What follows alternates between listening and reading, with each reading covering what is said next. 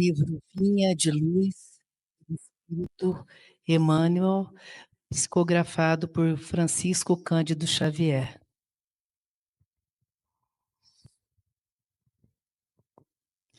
A prece recompõe. E tendo orado, moveu-se o lugar em que estavam reunidos. Está em Atos, capítulo 4, versículo 31. Na construção de simples casa de pedra, há que despender longo esforço para ajustar ambiente próprio, removendo óbices, eliminando asperezas e melhorando a paisagem. Quando não é necessário acertar o solo rugoso, é preciso muitas vezes aterrar o chão, formando leito seguro à base forte. Instrumentos variados movimentam-se, metódicos no trabalho renovador. Assim também na esfera de cogitações de ordem espiritual. Na edificação da paz doméstica, na realização dos ideais generosos, no desdobramento de serviços edificantes, urge providenciar recursos ao entendimento geral, com vistas à cooperação, à responsabilidade, ao processo de ação imprescindível. E, sem dúvida, a prece representa a indispensável alavanca renovadora, demovendo obstáculos no terreno duro da incompreensão. A oração é divina voz do Espírito no grande silêncio. Nem sempre se caracteriza por seus sons articulados na conceituação verbal, mas, invariavelmente, é prodigioso poder espiritual, comunicando emoções e pensamentos, imagens e ideias, desfazendo empecilhos, limpando estradas, reformando concepções e melhorando o quadro mental em que nos cabe cumprir a tarefa que o Pai nos convoca. Muitas vezes, nas lutas do discípulo sincero do Evangelho, a maioria dos afeiçoados não lhe entende os propósitos. Os amigos desertam, os familiares cedem à sombra e à ignorância. Entretanto, basta que ele se refugie no santuário da própria vida, imitando as energias benéficas do amor e da compreensão, para que se mova na direção de mais alto o lugar em que se demora com os seus. A prece tecida de inquietação e angústia não pode distanciar-se dos gritos desordenados de quem prefere a aflição e se entrega à imprudência.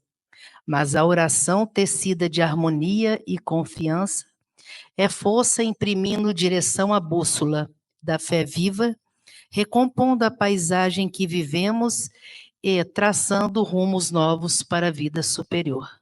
Que assim seja. Meus irmãos, vamos elevar nossos pensamentos. Querido Deus de infinita misericórdia, Jesus, nosso mestre e guia, espiritualidade amiga, nós nos agradecemos por mais essa oportunidade de estarmos aqui reunidos com a única finalidade de aprender e nos aperfeiçoar a cada dia. As lutas são muitas, mas a fé que é inabalável nos conduzem diariamente às nossas batalhas e aos nossos desafios. Que possamos ser iluminados nesse momento, nós encarnados e desencarnados, que também vêm aqui para receber esse bálsamo consolador das Escrituras de Jesus. Que assim seja.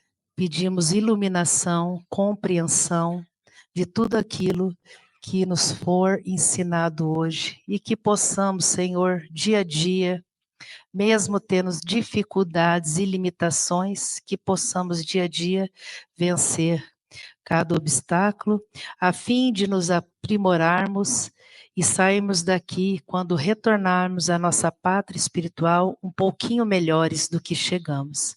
Que assim seja, Senhor, graças te damos. O nosso tema da palestra hoje é Reforma Íntima, segunda parte, por Joana de Ângelos. Nosso palestrante é Marcelo Spinelli. Bom dia, amores. Coisas lindas. Tão bom estar aqui domingo, né? Bom, vamos lá. Vamos dar sequência ao bate-papo que a gente fez sobre reforma íntima. E vamos relembrar o que foi reforma íntima, o que a gente conversou, lembra? Quem lembra aí? Quem fez o dever de casa? Reforma íntima é a gente conseguir agir contra o impulso natural do espírito, lembra? Nosso espírito tem um impulso natural e a gente tem a capacidade de agir contra o impulso natural do espírito. Era isso, né? A grande modo, o resumo. A gente trouxe alguns exemplos, lembra? O exemplo de São Pedro, de Maria Madalena e por aí vai. Então, hoje a gente vai dar continuidade para a gente raciocinar como a gente vai conseguir fazer isso. A gente, no último, já entendeu a importância de conseguir fazer isso, e contra o impulso natural do espírito. E aí, hoje, a intenção é a gente bater um papo de como um dos caminhos viáveis para que a gente consiga vencer essa batalha. Tá bom? E aí eu vou começar embasado numa fala da Joana de Ângeles, do livro O Ser Consciente, que ela fala: o ser racional é aquele que passou pela etapa do ser instintivo, emocional e automático, e agora age com discernimento, autocontrole e responsabilidade.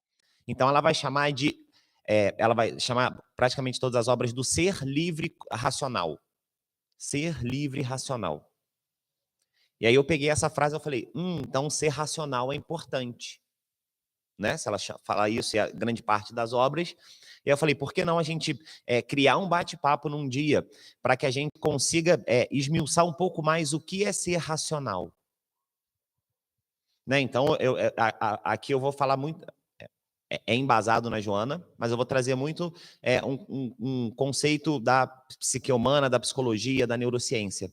Tá? Menos histórias evangélicas e mais uma coisa nesse sentido mais racional, embasado na Joana aqui, para que a gente consiga sair daqui com um direcionamento do que é ser racional, de como a gente vai conseguir fazer isso.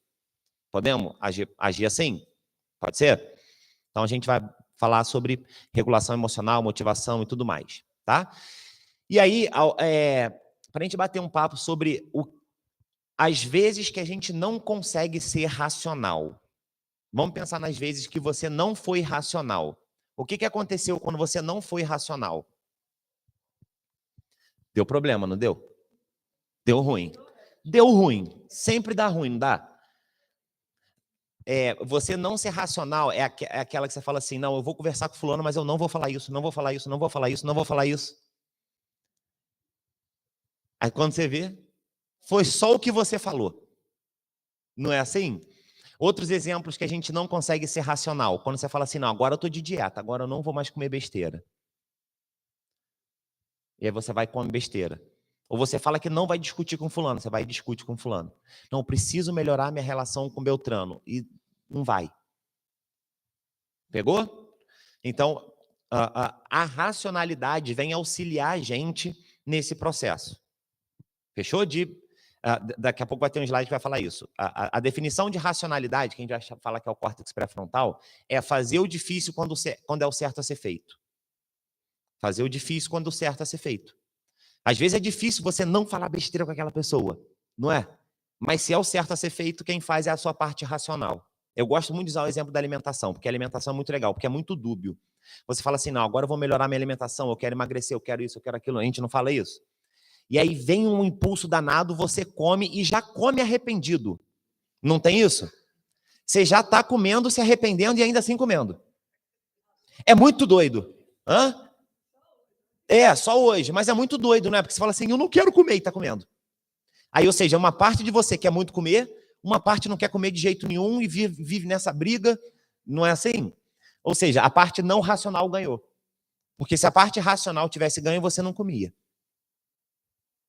Pegamos? Então, isso quer dizer que a parte racional do ser humano, ela é importante. Ela é, inclusive, evolucionária. Tá bom? Então, a gente vai falar agora, rapidamente, né, um pouquinho, da parte que nos torna humanos, dentro da cadeia da biologia, da evolução. Tá bom? Desde o nosso primata, primeiro lá, até a gente hoje, existe uma parte em específico, principalmente no cérebro, que diferencia a gente dos demais animais, principalmente dos grandes primatas, que são muito parecidos conosco. Os grandes primatas são quase 99% geneticamente igual a gente. Então, se você não for um geneticista muito bom e pegar o gene de um orangotango e o nosso, se botar aqui, você não vai saber quem é quem. 99% igual. A diferença é muito pequenininha, geneticamente. Ou seja, evolutivamente, isso está muito embasado na obra espírita. Na nossa crença espírita de ser evolucionário que somos. Que estagiamos nas cadeias mineral, vegetal, animal, e a gente cresce dentro disso. Então, está embasado dentro da nossa crença espírita esse conceito de evolução. Tá bom? E o nosso cérebro evoluiu junto com tudo. Pegamos? Então, o cérebro vem desde lá do primeiro primata até a gente aqui evoluindo. Existe, tem até um livro também que é da Associação Médico Espírita, que é muito baseado no MacLean, que é um cientista que desenvolveu a teoria do cérebro triuno. Hoje não se usa mais isso, 1980 e tal usava, hoje não se usa muito por causa a gente sabe que não funciona muito como ele explicou, mas didaticamente é importante a gente entender como funciona. Eu acho legal bater esse papo. O que ele falou? Ele falou que o cérebro ele foi criado de dentro para fora. Então a gente tem uma parte no cérebro pequenininha, depois a gente vai ver, eu trouxe uma imagem de um cérebro, vai dar para ver. Pequenininha, que ele chama de cérebro reptiliano, que é responsável pelas nossas ações instintivas. Além disso, por todo o nosso centro de controle. Por exemplo, você agora não está pensando em respirar. Você não está mandando seu coração bater. Tem alguém dentro da sua cabeça aí que está fazendo isso. Alguém é essa parte desse cérebro reptiliano. E aí, grande parte de praticamente todos os animais viventes tem esse cérebro. O reptiliano. Show? Conforme a gente foi evoluindo, a gente ganhou o cérebro límbico, o sistema límbico, ou o cérebro emocional também. Mas tecnicamente é o sistema límbico, é o cérebro límbico. Aí grande parte dos mamíferos tem, os grandes primatas têm ele muito aprimorado. Os cães têm também, então o cérebro, pegamos? Pequenininho, depois veio outra parte, e depois vem a outra parte, que é o córtex cerebral, principalmente o córtex pré-frontal, que é esse aqui da região da testa, ó, tá vendo? Então imagina uma cebola cheia de camada, o cérebro foi desenvolvendo assim. A última camada da cebola é o córtex pré-frontal. É o que diferencia a gente dos outros primatas. Se você pegar um cérebro primata, você vai, além do giro, que é diferente, né? Você quase não vai ver diferença, a não ser no tamanho. Né? O nosso cérebro, mais ou menos, tem 1,5 kg, de um primata tem 400 gramas. Fora isso, a anatomia é muito parecida. Se você for ver um ou outro, é muito parecido. Então, fora isso, a funcionalidade aí difere muito. Que é a parte do córtex pré-frontal, que essa é o que a gente vai falar agora. Que é o que difere a gente. É o CPF. É o nosso CPF, é o que nos diferencia, o córtex pré-frontal. E aí, uma curiosidade legal, eu gosto muito sempre da gente valorizar a nossa ciência e a cultura brasileira, porque a gente toda hora olha muito para fora e quase não olha para dentro. Então, isso aqui não tem muito a ver com a palestra, mas eu acho uma coisa legal que eu gosto de compartilhar, porque senão a gente fica só olhando para fora e nunca para dentro. E hoje, uma das maiores neurocientistas vivas, ela é uma brasileira pesquisadora da UFRJ, Suzana Herculano, o nome dela. Ela mudou a forma como se conta neurônio. Até a vinda dela, não se sabia na neurociência exatamente, 1990, 90 e pouquinho, exatamente quantos neurônios a gente tinha. Se falava entre 70 e 90 milhões de neurônios, mas ninguém sabia ao certo quanto era. Porque era muito difícil contar neurônio. Porque cada um é de um tamanho, cada um é de um jeito, então era muito difícil. Essa pesquisadora brasileira que desenvolveu uma técnica de conseguir... Ela fala de triturar o neurônio, que ela consegue triturar o neurônio e contar um por um. Então, ela contou um por um de um cérebro humano, não só de um cérebro humano, mas de diversos outros animais. Então, ela revolucionou o campo da neurociência, e é uma brasileira. Então, ela contou o cérebro de um elefante, quantos neurônios tem, de um macaco, de um ser humano. Então, hoje a gente sabe que a gente tem aproximadamente 86 bilhões de neurônios. por causa da Suzana Herculano, uma brasileira. Hoje ela está morando fora, ela tem muita pesquisa fora, mas ela é brasileira e toda a pesquisa dela ela desenvolveu no Brasil, na UFRJ. Então ela daqui fez isso tudo, para a gente valorizar o nosso povo também, o que a gente faz aqui. E aí, a partir dela, que a gente já conhece muito melhor o cérebro hoje em dia. Tá bom? Principalmente essa parte do córtex pré-frontal. O nosso CPF. Beleza? Então, isso é o que nos diferencia dos grandes primatas. O córtex pré-frontal, ele vai ser mais desenvolvido, ou seja, ele termina de ser desenvolvido aos 25 anos. Uma criança tem córtex pré-frontal? Não. Adolescente, está começando a desenvolver. Show?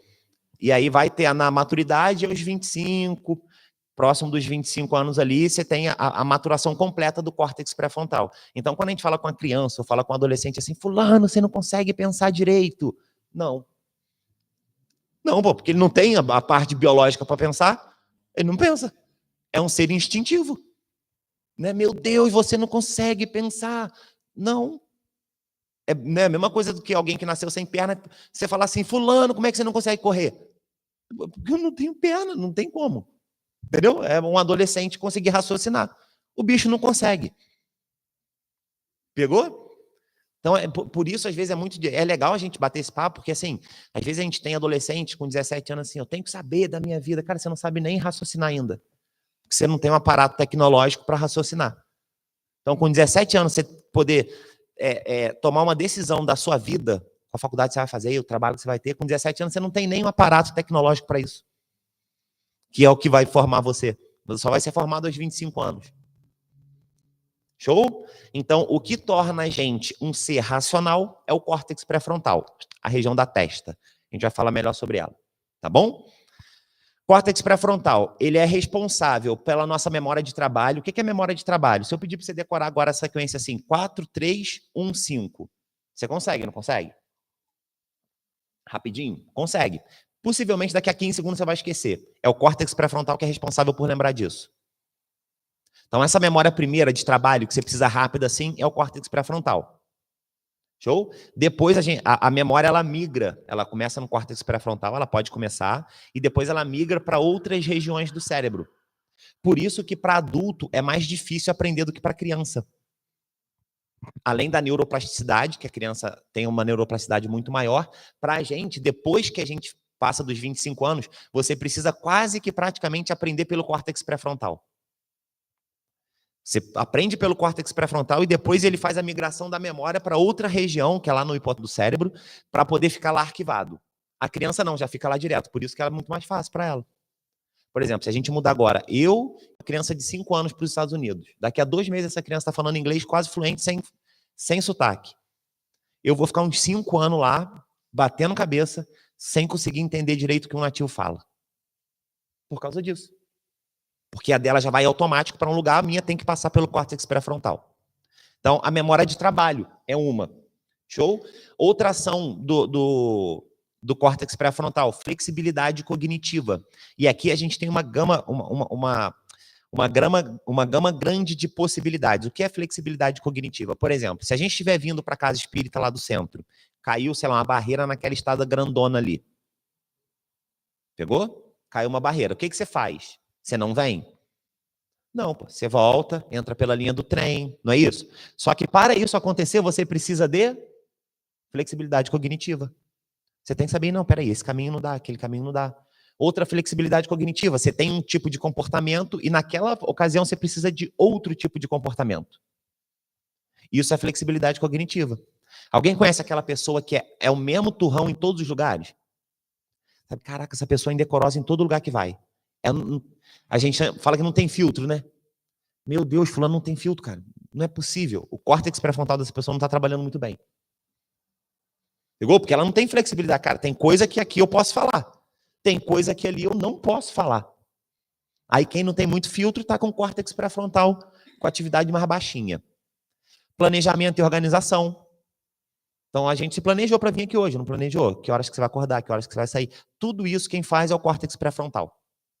Show? Monitoramento. O que é monitoramento? Bom, eu me planejei para fazer isso. Deixa eu ver a hora. E caramba, tá muito cedo, tá muito tarde, tá Então, monitoramento é isso também. E, talvez um dos mais importantes, controle inibitório. O controle inibitório, ele é importante para quê? Exatamente para fazer aquilo que a gente falou no início da palestra. Lembra que a gente falou, o controle inibitório é o quê? Você quer comer, então você tem um impulso de comer, mas lembra que você falou que estava de dieta? Quando você não tem um bom controle inibitório, o que acontece? Você come. Quando você não tem um bom controle inibitório, você fala besteira, você se estressa com a pessoa. Pegou? Isso é a capacidade de controle inibitório. Inclusive, hoje a gente já sabe na neurociência, nas pesquisas mais recentes, pessoas depressivas e ansiosas têm uma ação muito reduzida do córtex pré-frontal. Pegou? Então, o córtex pré-frontal mais ativo, ele consegue isso. Pegamos? Então, toda essa parte de depressão, ansiedade, ela é melhor combatida com a ação do córtex pré-frontal, com a racionalidade. Pegou? Então, o córtex pré-frontal faz o difícil quando é o certo a ser feito.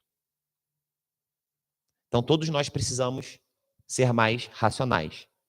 Show? Como é que a gente vai ser mais racional? Usando o córtex pré-frontal, usando o nosso CPF. Isso! Beleza? Mas ele não está sozinho. Então, a gente precisa explicar um pouco de sistema quente e sistema frio. Porque o córtex pré-frontal faz parte de um sistema mental que a gente tem, que é o sistema quente e o sistema frio. Eu vou explicar na prática como é que ele funciona, para a gente sentir o sistema frio e o sistema quente, pode ser? Vamos fazer um experimento legal, que ele é muito conhecido na ciência. Imagina a situação, eu dei para cada um de vocês agora uma alavanquinha, um botãozinho, tá na sua mão aí. Show, Lili, tá na sua mão, na mão de cada um de vocês. Nessa alavanca, se você apertar essa alavanca, um trem vai ser direcionado para um outro lugar. Pegou a visão? Então, você tem um trem vindo numa linha reta. Se você apertar a alavanca, o trem vai para o lado direito. Se você não apertar, o trem continua reto. Pegou? Agora, a missão é, o trem está numa linha reta. Tem 5 pessoas na linha reta do trem, amarradas. Se você apertar e ele for para a direita, só tem uma pessoa na linha do trem. Você aperta ou não a alavanca? Vai lá, quero ouvir. Todo mundo pode opinar. Aperta ou não? Lili, aperta ou não a alavanca? Aperta. Depende. Boa. Boa. Não, mas isso é verdade, eu me esqueci de dar esse detalhe. Você não conhece ninguém, nem da direita nem da esquerda. As 6 pessoas do trilho do trem não são seus conhecidos. Você não faz ideia de quem é. E depois também eu não vou te dar informação não, assim, era sua mãe no 1 lá. Não. Não era. Quem? Não tem. Ou ele vai reto ou ele corta para a direita e mata um. Quem aperta? Levanta a mão quem aperta. Essa pesquisa, 97% dos participantes apertam o botão. Pegou? 97% aperta. Quem toma essa decisão? É o nosso sistema frio. Por que o sistema frio? Porque, cara, uma vida vale menos do que 5 vidas. Não é? Você entendeu? A conta é simples. 5 vidas ou uma vida? Quem que vai? Uma, pô. Concorda? Vamos botar a mesma situação agora. Tá vindo o trem, numa linha reta, e o trem precisa parar. Pegou? Só que agora, você está no alto de um morrinho ali, você precisa empurrar uma pessoa. A situação é a mesma. Vai morrer uma para salvar 5. Quem empurra a pessoa? Agora você vai ter que empurrá-la de cima. Empurra ou não empurra? Não empurra? 95% das pessoas nesse teste não empurra a pessoa. Sendo a mesma situação. Você tá... É uma vida por 5. Nesse caso, as 5 vão morrer. Pegou? Sabe por quê? Porque agora quem toma a decisão ali é o nosso sistema quente. Então a gente tem um sistema quente e um sistema frio que toma a decisão o tempo todo. Pegou? O sistema frio, ele está muito envolvido com dados. Uma vida vale mais que 5. Bom, se eu não estou envolvido em nada, tá tudo bem, não tem problema. O sistema quente é o que torna a gente, de fato, seres espirituais e humanos. Porque eu me conecto com o outro, a capacidade de me conectar com o outro vem do sistema quente. Pegou? O sistema frio, não, ele é racional, puramente racional. É importante a gente ser racional o tempo todo? Não. Não. Um racional o tempo todo, a psicologia chama de psicopata. Um psicopata é alguém racional o tempo todo. É melhor te matar do que, pô, sei lá, eu quero, pô, só porque eu quero. Né? Me vem um impulso, esse impulso eu não consigo controlar ele, tá tudo bem, pô, eu não senti nada. Quem faz a gente sentir isso é o sistema quente. Sabe? Essa conexão, esse amor, essa coisa gostosa que a gente tem quando vem aqui na casa espírita, é o sistema quente. E aí, a gente fica meio dúbio agora. Por quê? Quem que é o melhor, o quente ou o frio? Lascou, né? Os dois são bons. Não dá pra gente falar assim, é o frio e o quente. Não dá. Ficou claro, então? Os dois são bons. O grande problema é o que a Joana de Ângeles, inclusive, vai falar obras dela. Isso é um adendo importante. A Joana, ela vai trabalhar muito com a figura de linguagem do Jung, com a terapia junguiana. Tá? E ela diz nas obras dela que ela escolheu a terapia junguiana por ser mais fácil de explicar. De todas as terapias que tinha, ela falou que era o Jung, porque era mais fácil, era mais simples e didática e mais molezinha de explicar que ela encontraria. A gente tem, inclusive, relatos dela própria que ela foi uma das mentoras do Jung. No reencarne dele, e tanto na obra dele, ela foi uma das mentoras que mentorou ali o trabalho do Jung. Então, a Joana vai falar do ego e do self. O Jung fala isso, né? E ela vai falar do ego e do self também. E aí, trazendo uma analogia para cá, é o quê? O nosso sistema quente é o nosso ego. O nosso sistema frio é o nosso self. Pegou? Os dois são importantes. Só que o grande problema, quando o sistema quente toma decisão o tempo todo, ou seja, o ego toma decisão o tempo todo, pode ser ruim. E aí, qual que é a fala? O ego é um ótimo funcionário, mas é um péssimo patrão. Pegou? Então, você não pode viver a serviço do ego o tempo todo, mas ele é ótimo que ele esteja ali. Tá bom? Não existe essa coisa de assim, você tem que matar o seu ego. Você não tem que matar o seu ego. Ele tem que ser subordinado a alguma coisa maior. Que a Joana vai chamar de self, o que a gente aqui pode entender que é o nosso sistema racional. Pegou? Por quê? Porque o sistema quente e frio, olha só que interessante aqui. Ele está muito ligado no aqui e no agora, o sistema quente. Ele quer pouco esforço, recompensa rápida e está a fim de sobrevivência. Pegou? Então, o que é isso? O que é melhor? Vamos prestar atenção. Eu comer um chocolate agora ou não comer e emagrecer daqui a 6 meses? Comer o chocolate. Por quê? O chocolate está... O eu que toma a decisão com o chocolate está preocupado com o aqui e agora. O que é melhor? Daqui a 6 meses ou aqui e agora? Aqui e agora, pô. A recompensa me dá... Vai ter muito esforço eu comer um chocolate? Nenhum, pô. É uma recompensa rápida? Óbvio, na hora. E pode estar a ver com a minha... Meu Deus, eu preciso comer um chocolate, senão eu vou morrer. A gente não fala assim?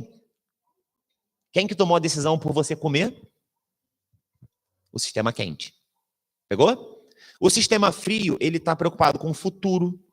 Ele está preocupado com esforço, com atrasar a recompensa. O que é atrasar a recompensa? Eu preciso me saciar um pouquinho agora. Se eu consigo atrasar a minha recompensa, ou seja, aquela recompensa, se eu consigo atrasar isso, eu não como doce, daqui a 6 meses eu emagreço. Pegou? E ele é transcendente, ou seja, ele vai além do aqui e do agora. Pegamos? Então a gente precisa dos dois para que a gente consiga ser pleno. Porque senão você vai se matar o tempo todo. Vamos botar o exemplo da dieta que fica legal. Quem que consegue sustentar uma dieta se matando o tempo todo? Eu não vou comer, eu vou morrer, eu vou morrer. Que é o seu sistema frio. Eu vou morrer, eu não posso, eu não posso. Daqui a pouquinho, daqui a 2 semanas, você faz o quê? Anda a comer de novo. Não é assim? Então, a gente precisa dar subsídio para o aqui e agora, para o sistema quente, fazendo com que o sistema frio tome melhores decisões. Show? Isso vai ser o que ela vai chamar da conexão do ego com o self.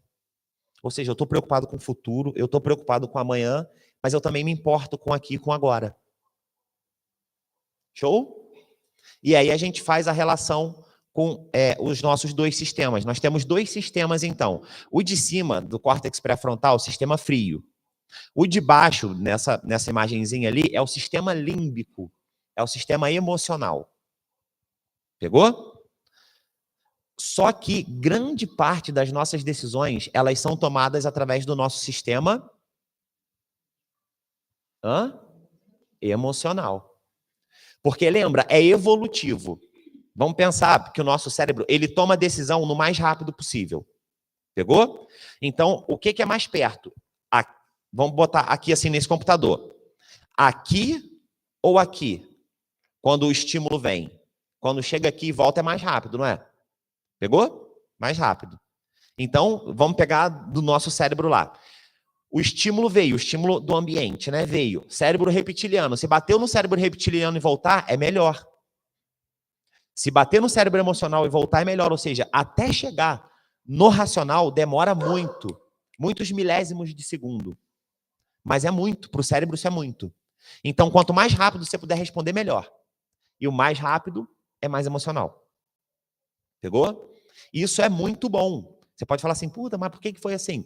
Porque hoje a gente sabe na ciência que o nosso DNA humano não é mudado há 50 mil anos. Então, pelo menos há 50 mil anos não tem uma alteração expressiva no nosso gene. Então, vamos imaginar que nós aqui temos a cabeça, o sistema todo cerebral de um homem das cavernas. Volta 20 mil anos atrás e vamos pensar como é que era a vida. A gente estava confortável aqui na cadeira? Todo mundo tomou café da manhã, né? Não tinha, velho. A gente está dentro da caverna, com um frio danado, pensando na próxima comida e rezando para um tigre-dente sábio não entrar aqui e te matar. Então não dá para você ser racional o tempo todo. E aí você está andando na selva lá, tá andando. Aí você viu um arbusto mexer ali assim, alguma coisa meio dourada mexer. Irmão, não dá para você parar, apreciar a paisagem e falar, nossa, que bela árvore. Aquilo pode ser um leão. Se for um leão, você está morto. É melhor você correr o mais rápido que você conseguir. Você viu um negócio se mexer ali meio laranja, meu irmão, nem pensa, só vai. Aí corre. Depois... Ufa, era um arbustozinho. Mas se fosse um leão, você viveu. É o tempo, você entendeu? O tempo do estímulo chegar no córtex pré-frontal e voltar é o tempo do leão te matar. Então era muito importante lá atrás que a gente respondesse assim. Só que hoje em dia tem leão querendo matar a gente? Não. Hoje em dia, para a maioria de nós aqui, a vida está segura? Completamente. Alimentação, moradia, papapá. Só que a gente ainda tem um cérebro que acha que não, porque está 20 mil anos atrás. É o que na ciência a gente chama de incompatibilidade evolutiva. A gente tem um estilo de vida hoje que é incompatível com a nossa psique, que é lá de trás. E aí traz todos esses problemas, tá bom? Então, o que isso quer dizer pra gente? Que ser racional é fundamental para o ser humano? O que vocês acham? Sim. Vamos pensar biologicamente. Biologicamente, é fundamental ser racional? Tem um caso legal, que é da área da saúde aí. Isso aqui é compatível com a vida? Olha esse travessão enfiado dentro da cara do sujeito. O sujeito tem como viver com isso daí? Tem. Esse é o famoso caso do Phineas Gage. Um operário de 1860 e pouquinho. Ele trabalhava na linha férrea, ele batia esse ferro aí, tá vendo? Ele batia. Só que em algum momento ele manipulou errado a pólvora. E o bastão bateu assim, subiu na cara dele. E subiu e entrou. Isso aqui é recriado agora, né? 3D, não foi assim, porque em 1800 não tinha ressonância magnética. A gente fez isso agora, possivelmente com inteligência artificial, essa imagem. Mas esse é o Phineas Gage. E os relatos é que quando entrou o ferro, explodiu o miolo dele, ou seja, o cérebro dele foi para fora. Ele perdeu praticamente 80% do córtex pré-frontal. Saiu fora, foi embora. Só que ele chegou no hospital conversando, lúcido. Falando o que tinha havido com a barra atravessada na cabeça dele. Arrancaram a barra, pá, ele morre, sangue, aquilo tudo. Viveu. Phineas Gage viveu. O mais engraçado foi o que aconteceu depois que ele viveu. Porque ele viveu normal. As pessoas começaram a identificar no Phineas Gage algumas alterações comportamentais, porque ele era muito bem reconhecido na vizinhança dele. Era um cara muito ativo socialmente, era um cara muito educado, muito solícito, né, muito bem educado. E depois que isso aconteceu, começaram a ver uma série de mudanças no comportamento do Phineas Gage, como, por exemplo, não ter controle de impulso. Ele via uma mulher, botava a mão no peito da mulher, botava a mão na bunda da mulher. Ele não conseguia mais controlar. Ele começou a ficar sexuado demais. Ele não tinha muito controle inibitório, ele estava raivoso, sabe? Alguém fazia qualquer coisinha, ele começava a ficar raivoso. Ele teve que ser excluído da sociedade. Ele foi para o manicômio e foi excluído da sociedade. O que esse caso eu acho legal que traz para a gente? Que é possível viver sem racionalidade? Sim. Ele perdeu 80% do cérebro racional e ele continua vivendo. O que isso diz pra gente? Biologicamente diz pra gente que é possível viver sem racionalidade. Se essa barra tivesse atravessado o hipotálamo dele, ele tinha morrido na hora. Que é onde fica o centro da respiração, coração, papapá, ele tinha morrido na hora. Porque biologicamente o hipotálamo é muito importante. Pegou? Então, o que isso quer dizer pra gente? Que ser racional é um estímulo, ou seja, é uma força que a gente precisa fazer contra a nossa biologia. Biologicamente, nós somos preparados para agir de forma emocional, querendo recompensa aqui e agora. Então, se eu tenho uma briga para brigar agora, é muito mais fácil para você brigar do que não brigar. Pegou? É muito mais fácil você não frear o seu comportamento do que frear o seu comportamento. Estamos juntos até aqui? Perfeito? Aí próximo slide, que eu lembro de cada um dos slides. O que interfere a ação do córtex pré-frontal? Então, estamos todo mundo na mesma linha que o córtex pré-frontal é fundamental para a gente. Só que é contraintuitivo. A gente precisa fazer força para usar ele. Beleza? O que pode fazer... O que pode restringir a ação do córtex pré-frontal? Primeira coisa, substâncias. Quem aqui já foi Phineas Gage? Eu adoro esse exemplo. Quem já foi Phineas Gage aqui? A maioria... Alguém bebe aqui? Desde novo? Bebe bebida alcoólica? Quem? Sim? Quem já tomou um porra e foi um Phineas Gage, velho?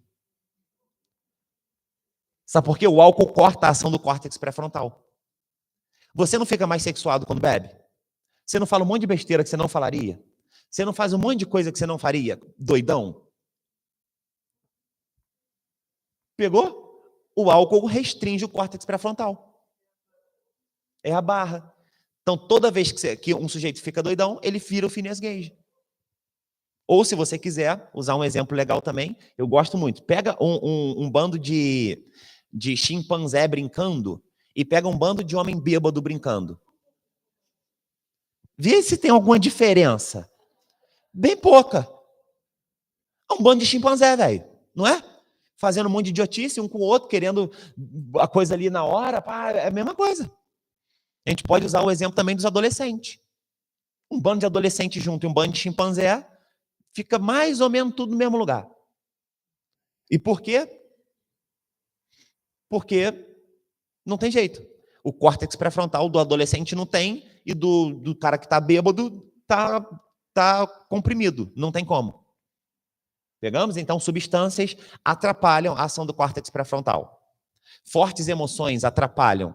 Então, sabe quando você está dotado de raiva? Você consegue raciocinar? Por isso. Porque a emoção corta o estímulo do córtex pré-frontal. Não pode chegar. Você entende? Vamos voltar aqui agora para a gente entender, ó. Para ficar mais claro. Aqui, ó. Então, imagina que aqui está subindo o estímulo, tá? Tem o olho aqui. Aqui é um cérebro assim, tá? Tem o olho aqui, o estímulo sobe por aqui, né? Ou por lá. E aí chegou um estímulo, sei lá, uma pessoa falou alguma coisa com você. Chegou o estímulo. Pá, o estímulo vai no córtex auditivo, etc. Quando esse estímulo chega e ele te dota de emoção, esse estímulo precisa caminhar até aqui para frente, ó. Tá vendo? Que aqui para frente que é o escritório, que aí você vai falar assim, calma, não fala. Aí você volta e fala, tá bom, fulano, até amanhã. Ou seja, o estímulo chegou lá no córtex pré-frontal e voltou. Pegou? Quando você está dotado de emoção, essa conexão é interrompida, não vai. Não chega onde tem que chegar para voltar. Aí você vai responder da forma natural, que é o que a gente falou na primeira palestra, que é o impulso natural do seu espírito. Show? Então, fortes emoções também, hoje a gente já sabe, estresse crônico. E hoje a gente vive uma sociedade estressada. O estresse crônico também impede que você tenha uma ação regular do córtex pré-frontal. Fechou? Então, 3 coisas aí. Como ser mais racional? Para a gente poder sair com alguma coisa. Primeiro, você tem que ter um metabolismo saudável. O que é o metabolismo saudável? Boa alimentação, prática regular de exercício físico, sono regulado. Pegou? Senão, não adianta.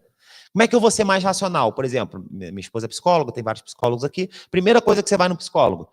Se o psicólogo não regular seu sono, não adianta ele falar nada com você. Porque você quase vira um chimpanzé. Porque você não tem um metabolismo apto para ser racional. Pegamos? Então a gente precisa de um metabolismo saudável. É inegociável para sermos racionais. Ou seja, para a gente exercer a nossa função espiritual, a gente precisa de um metabolismo saudável. Ok? Segundo, a gente precisa desligar a nossa amígdala. Quem não tem amígdala aqui? Que beleza. Todo mundo tem amígdala. Não tirou. Não. Você tirou a tonsila palatina. A amígdala ainda tem, tá dentro do cérebro, todo mundo tem. Não. Aqui é tonsila palatina o nome dela. A amígdala fica dentro do nosso cérebro mesmo. Essa estruturazinha aqui, ó. Deixa eu passar. Tá vendo aqui, ó? Isso aqui, ó, é igual um cavalo marinho o cérebro, não é, gente? Vê. Você não tem um contorno de um cavalo marinho, olha.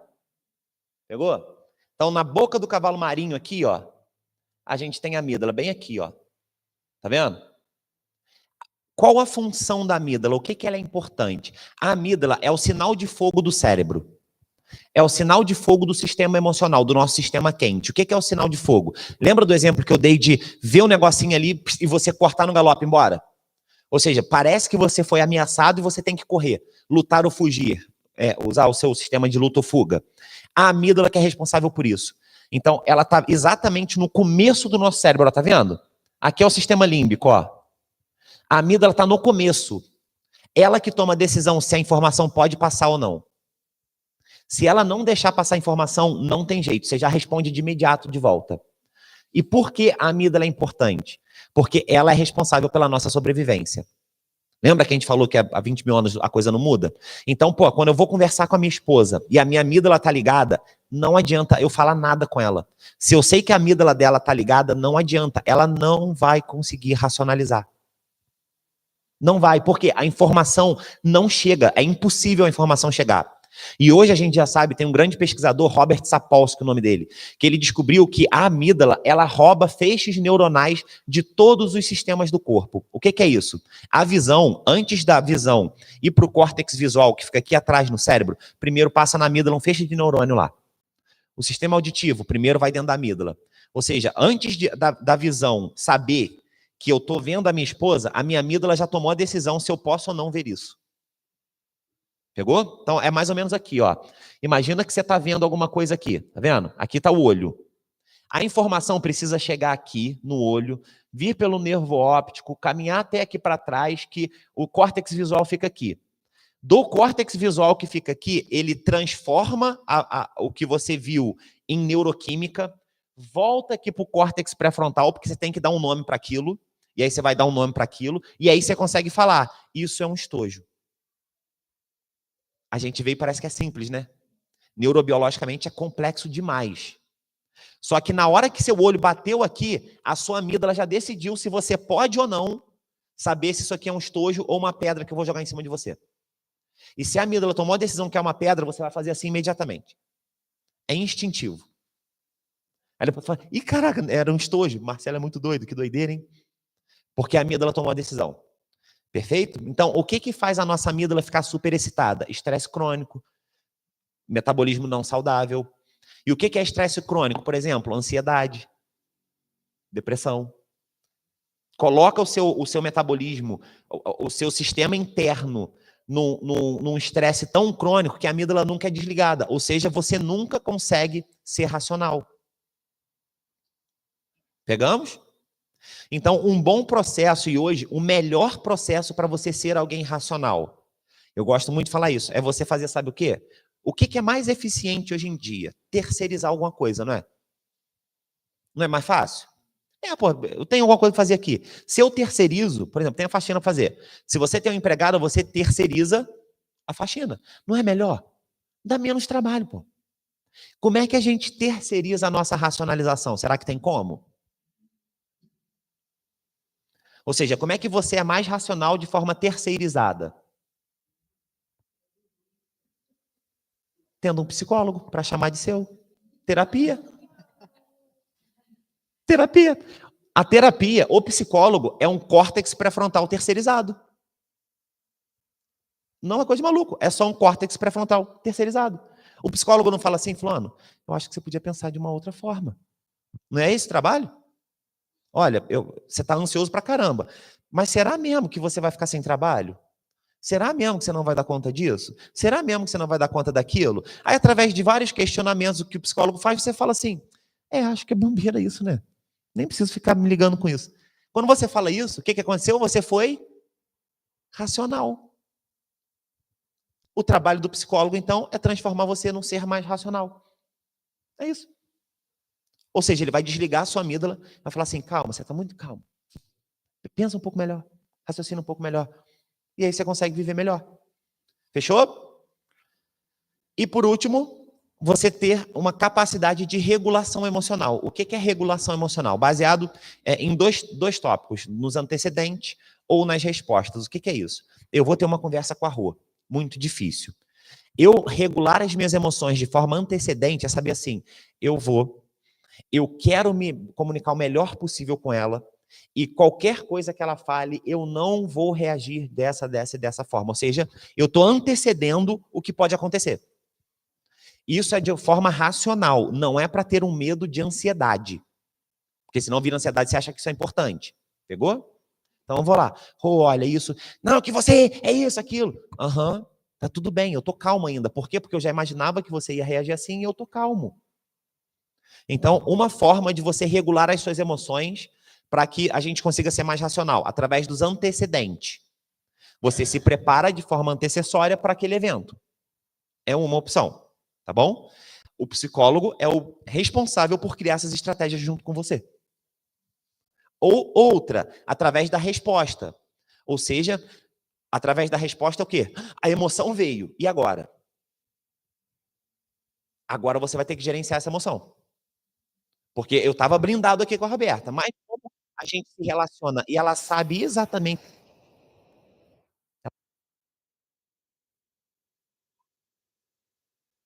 aquilo naquele momento. Assim, não, fulano só não pode falar isso. Vou fazer a primeira coisa, miserável fala. Pronto, te desligou. Agora você tem que ter uma gama de repertório comportamental para a resposta. A emoção veio. A emoção veio. E aí, o que você tem que fazer? A partir de agora, você tem que dar tempo para a informação chegar onde? No córtex pré-frontal. Porque se você rebater de cara, quem que rebateu de cara? Foi você? Não, foi o chimpanzé que habita em você e em mim também. Então, quantas conversas a gente não tem de chimpanzé para chimpanzé? Quase a vida inteira, não é? Porque é um falando, outro reagindo, um falando, outro reagindo, um falando, outro reagindo, um falando, outro reagindo. Aí dois reagindo, dois chimpanzé brigando. Qual que vai ser a solução disso? Não tem. Não tem. Se você deixar pular para o racional, tem solução. Pegou? E aí eu termino falando, contando a historinha que é muito legal. Na era medieval, tinha uma moça que casou e ela era apaixonada pelo marido.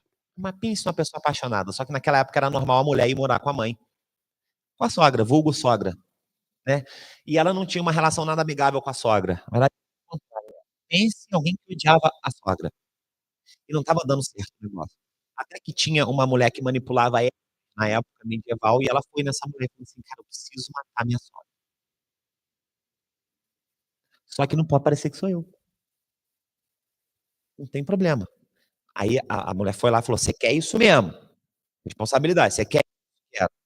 Então, você vai fazer 2 coisas. A primeira, tem esse frasquinho aqui, você vai botar na comida dela, só que ela vai demorar quase 90 dias para morrer, para ser devagar. Você melhora o seu comportamento com a sua sogra e você toma isso daqui todas as vezes que ela te irritar.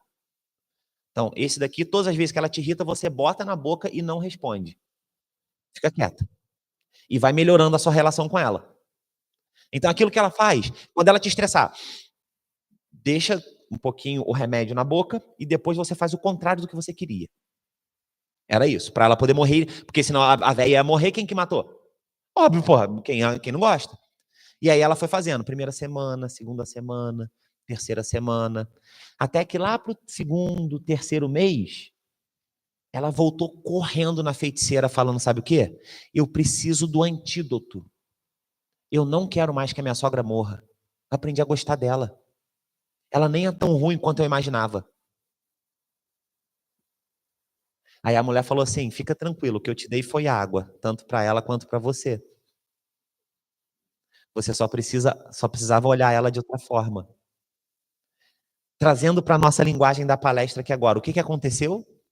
Quando essa mulher, no relacionamento com a sogra, botava a água na boca e calava, ela deixava a informação chegar onde? No córtex pré-frontal. Aí ela conseguia analisar o comportamento da sogra. Tá fazendo isso porque ela ama o filho. Ela tá fazendo isso porque ela não tem, ela tá fazendo isso porque ela gosta disso. A informação chegou no córtex pré-frontal. Aí conforme vai passando os dias, você vai sendo mais racional, vai olhando melhor o outro, o que acontece? A sogra mudou? Quem mudou? Por quê?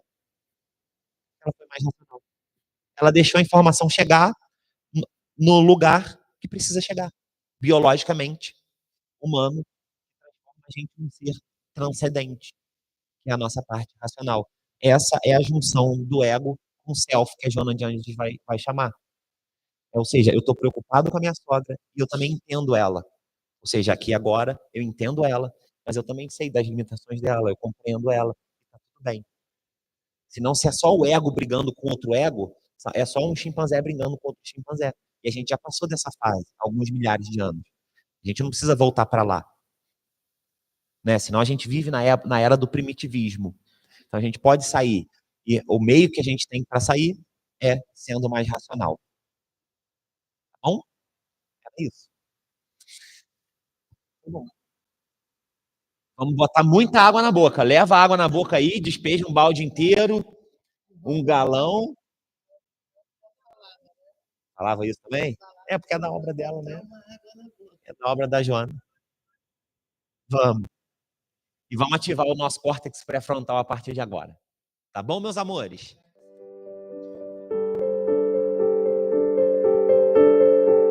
Todos receberam o passe e água de vida?